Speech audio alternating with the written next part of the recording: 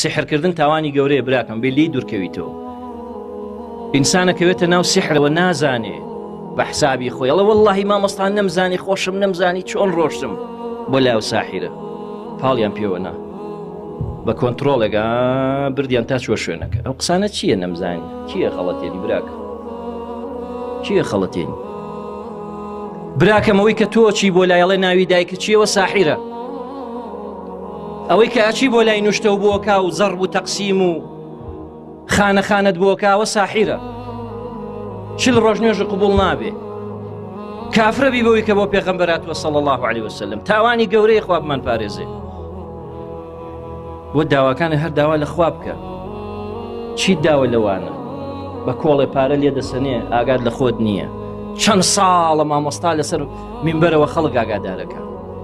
ئەوە ئێستا الحەمدە لە تەلەڤیزۆنەکانی جواس کەشفی ئەو بەتاڵانەیانەکەن، پەردەیان لەسەر کوفر و ئیلحادەکانیان لایەوە. براکەم هەڵتە خەڵەتێنن، کورە مەچۆ بۆ لای ئەی خوشکی بە ڕێزی فەقیری داماوە.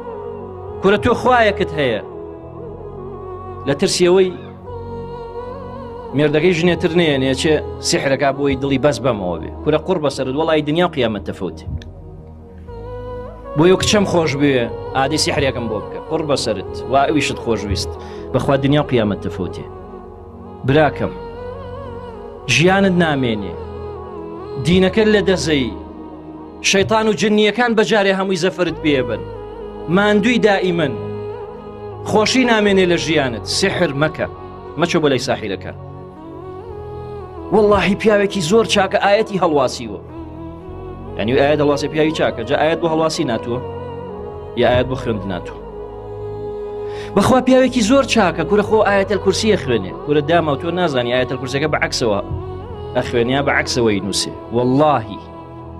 وەڵڵاهی چوون سەیریان کردوون ناوکەفی پێڵاوەکانیان پەڕی قورئانی تایە، ئەوانی کە ناوی خوا بن. والله العظیم ژێر کورسیەکانیان پەڕی قورئانی تایە لەسەری دانیشت. والله العظیم نوشتەمان کردوێتەوە بە خوێنی عادەی ئافرەت نووسراوە ئاەتەکانی، بە خوێنی پیس، بۆی شەیطانە لێ ڕازی بێ و ساحیرەکە سوژدەی بۆ بە خەڵکی داماوی فەقیری ژاوا ئەخەڵەتێن.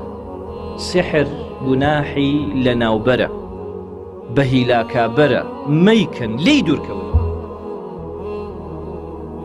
تۆ خوایەکت هەیە پەنا بۆ